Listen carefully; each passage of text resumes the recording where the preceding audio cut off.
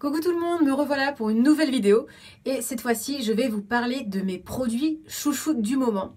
Alors j'ai beaucoup de produits pour les yeux, c'est vrai que j'adore me maquiller les yeux, c'est vraiment un truc que j'adore m'éclater avec les couleurs. En général je suis plus sur des couleurs un peu pimpantes, un peu vibrantes que tout ce qui est un peu nude. C'est pas ce que j'utilise le plus, mais j'ai fait une de ces découvertes, j'ai craqué. Donc c'est une folie certes, mais je dis ouais non, celle-ci je peux pas ne pas vous la montrer, sachant que je me maquille très fréquemment avec. Alors je commence par les produits pour les yeux, enfin mes palettes, j'en ai 3. Donc j'ai la Urban Decay Naked Heat. Effectivement celle-ci c'est the palette. J'aurais jamais cru acheter une palette aussi chère, sachant que c'est pas les palettes, enfin c'est pas le budget que j'utilise d'habitude, mais elle est vraiment trop belle. Et je vais pas vous éblouir, juste voilà, je pense que tout le monde la connaît, elle est juste sublime quoi. Je vais vous faire quelques petits swatchs en passant, voilà, juste 2 couleurs. Ah, j'ai fait ça comme un pied. Mais voilà, elles sont sublimes. Je les adore. Et ça, c'est vrai que c'est ce que je disais tout à l'heure. C'est pas du tout une palette où je pensais avoir envie de me maquiller avec. Parce que bon, bah voilà, c'est des couleurs assez dans les tons de brun, un peu rouge, etc. Enfin, avec des nuances de rouge dans les plus foncés. Mais je m'éclate, j'adore. Et surtout, depuis que j'ai vu une vidéo de Sananas. Bah justement, elle présente cette palette, elle fait un tuto avec et je me dis waouh, c'est la découverte et vraiment ça m'a donné envie de l'acheter encore plus. Du coup, bah, j'utilise très souvent en ce moment. Après, j'ai bon là on passe d'un prix d'une 51 € et quelques chez Sephora à quelque chose de beaucoup moins cher, des palettes NYX de la gamme Love You So Mochi. Donc j'ai les 2 palettes, hein, j'ai craqué. Donc ça c'est la couleurs qui sont des couleurs qui sont un peu plus nude, donc un peu plus pastel. Pour certaines il y a du pastel, il y a du nude.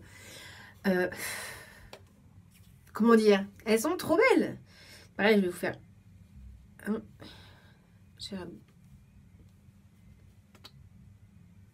voilà les swatchs. Comment dire, je m'en sers, mais pareil c'est tout le temps. Celle-ci j'ai un peu plus de mal parce que ça fait pas partie de mes couleurs favorites. Et c'est vrai que même si je l'aime beaucoup, c'est pas mes couleurs favorites au départ. Par contre, associé à la Urban Decay, c'est canon. Je m'y retrouve vachement, c'est pimpant, c'est classe, c'est magnifique. Après, j'ai l'autre palette de chez NYX, de la gamme Love You So Mochi. Je vous dis, j'ai craqué. Hein. C'est celle qui a des couleurs un peu plus pimpantes. Un peu plus waouh, on va pas se mentir. Je vais vous en swatcher. Elles sont aussi pigmentées. Hein, parce que, voilà, ce que j'avais oublié de dire, c'est que bon, la Urban Decay, pas besoin d'en parler des tonnes. Tout le monde sait qu'elle est hyper pigmentée, qu'elle est de très bonne qualité. Mais les NYX aussi. Et pourtant, elles coûtent pour le prix d'une palette Urban Decay, j'ai les 2 palettes de chez NYX. C'est vrai que c'est pas le même budget. J'ai essayé de vous swatcher aussi quelques couleurs. Voilà. D'ailleurs, je suis maquillée ce soir avec cette palette là de chez NYX. Voilà. On voit pas très bien. Oh, je suis pas très douée. Pardon. Voilà. Et alors, pour donner un avis vraiment sur les NYX, elles ont une texture. J'ai jamais vu ça dans aucune marque. La texture, souvent, c'est de la poudre compacte. C'est du fard compact. Agréable, c'est doux, c'est soyeux. Mais alors là, c'est entre la poudre et la crème. Moi, j'ai des fards crème, je m'en sers pas souvent parce que je suis pas à l'aise pour les appliquer. Donc du coup, c'est pas facile. Mais celle-ci, au pinceau, paf, elle s'étale, elle se place très bien. Moi, j'arrive à les estomper, franchement, très bien. Je les adore. Pareil, pour compléter maquillage des yeux, j'utilise pour les points de lumière souvent, même avec celle-ci qui est flashy, hein, je trouve que ça manque d'une couleur ivoire bien claire, bien brillante. Et dans ce cas, j'utilise, c'est la ombre stretch, couleur ultra extensible, ultra stretch couleur de chez Bourjois. Donc je sais pas s'ils le font toujours. Voilà. Hop, je sais pas si on voit bien. C'est un blanc ivoire. Je l'ai aussi en doré. Et en ce moment, j'utilise plus la blanche, le blanc. Vraiment en point de lumière ici, sous les sourcils un petit peu. Sinon, autrement, je mets aussi de l'highlighter. Et c'est vrai que ça fait partie de mes chouchous parce que je m'en sers quasiment tout le temps. Et vous en mettez pas beaucoup, hein.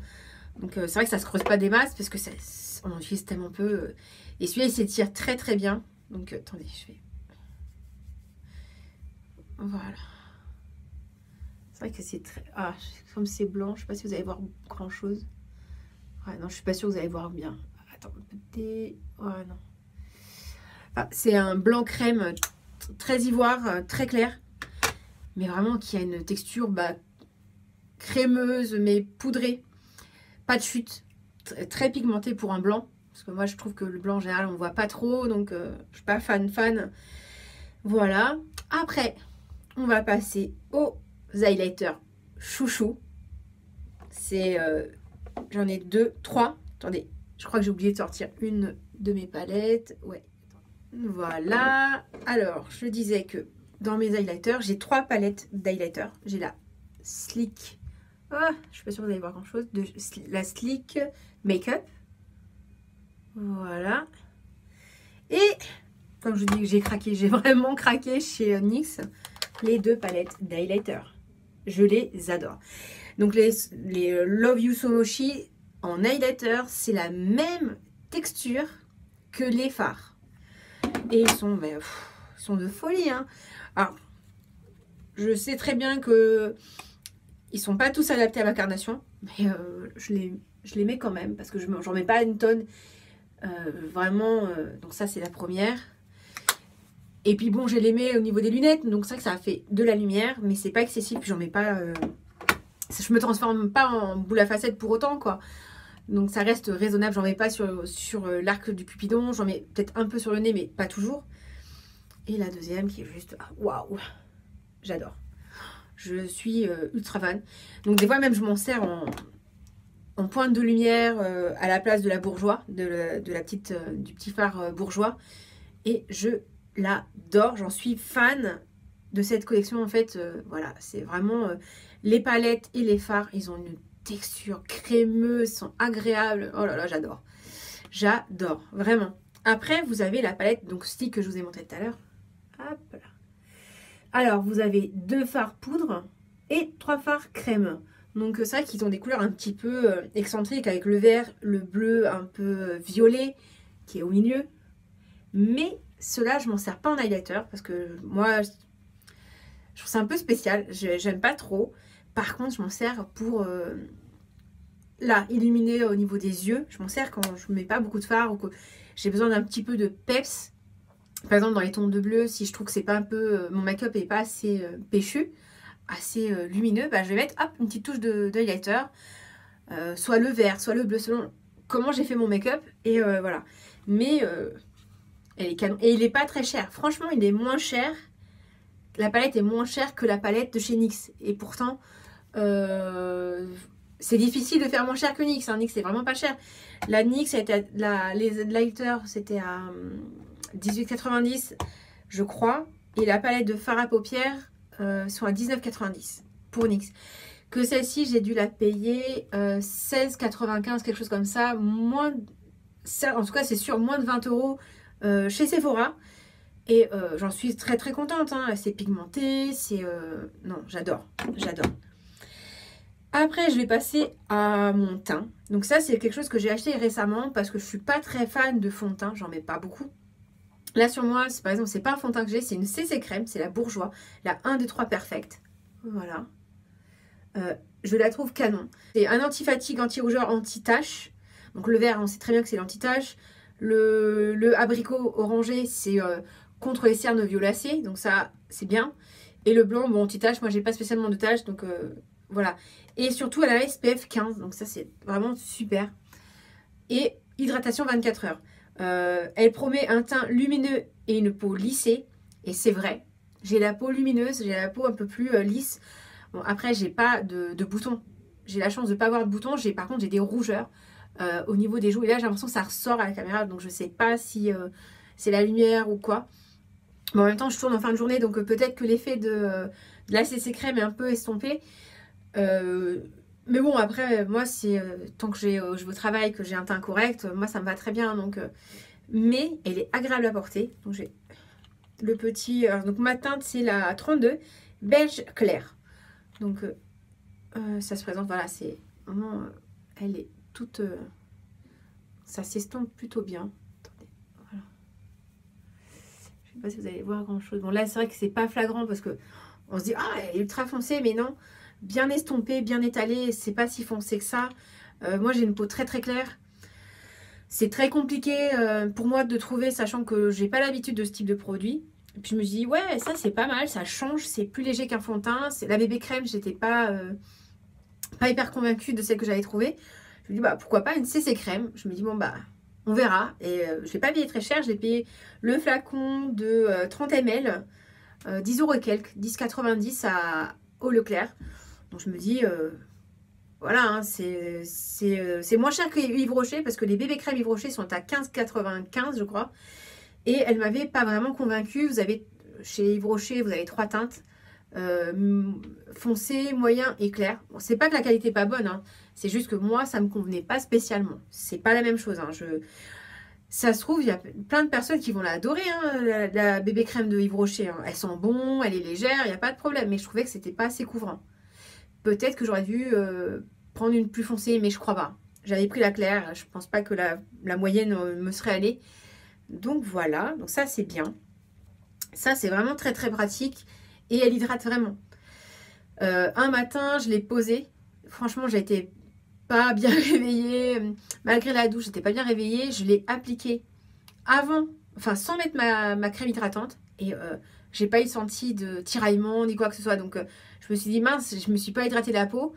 Et bah, en fait, c'était très bien quand même. Heureusement qu'elle est hydratante. J'aurais dû tout recommencer autrement. Mais ça aurait été franchement pas cool. Alors, après, autre produit teint que j'utilise, à part la CC crème pardon, de Bourjois, j'utilise l'illuminateur de teint de la marque...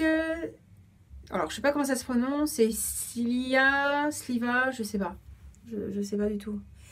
Alors, à la base, je sais pas ce que c'est exactement comme type de produit. Je sais pas si vous voyez la couleur, c'est hyper crémeux. Donc moi je le mets en correcteur. Je le mets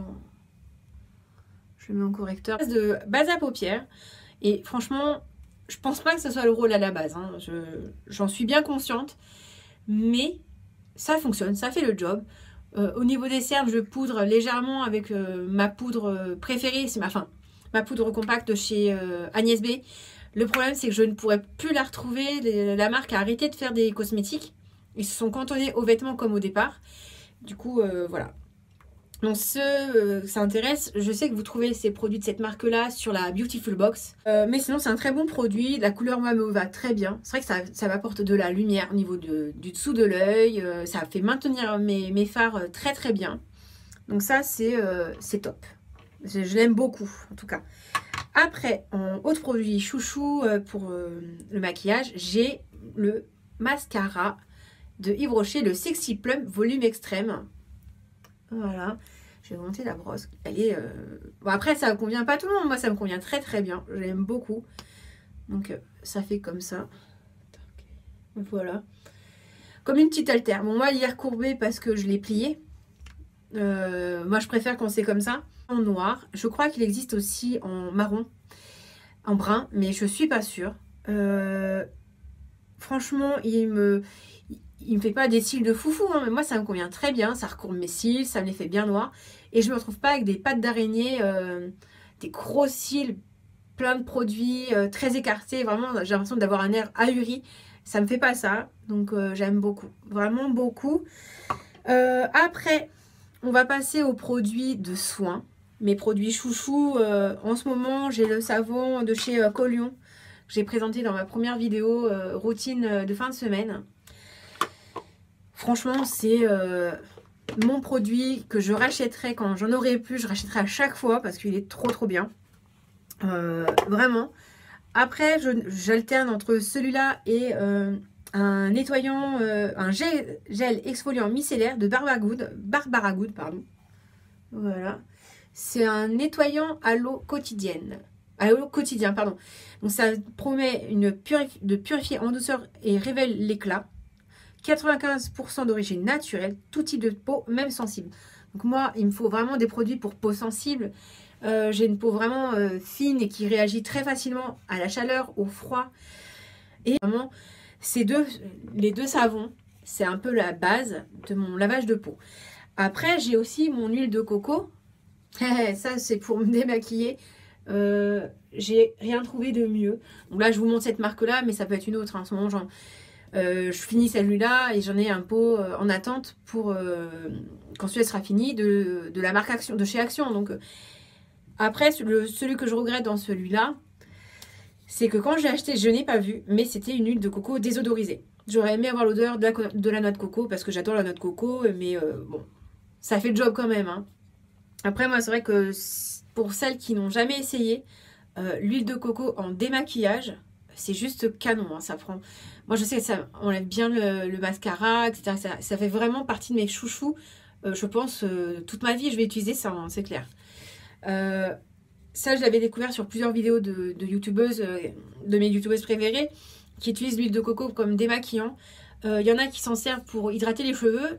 Moi, ça marche pas, ça sèche plus qu'autre chose, donc je fais jamais huile de coco seulement. Je rajoute toujours d'autres huiles dedans. Donc ça va être de l'huile d'avocat, de l'huile de ricin, même éventuellement du beurre de karité brut que j'ai acheté. Donc ça permet d'avoir une hydratation et d'avoir les propriétés de l'huile de coco et des autres huiles dedans en même temps. C'est vrai que c'est plutôt bénéfique à faire de temps en temps. Moi, je vais que sur les pointes, mi-longueur et pointe, parce que c'est là où c'est un peu plus sec et un peu plus abîmé, vu que j'ai décoloré, j'ai décoloré les pointes pour avoir les pointes un peu plus, je sais pas si on va le voir très bien à la caméra, voilà, plus vif que les racines. Voilà.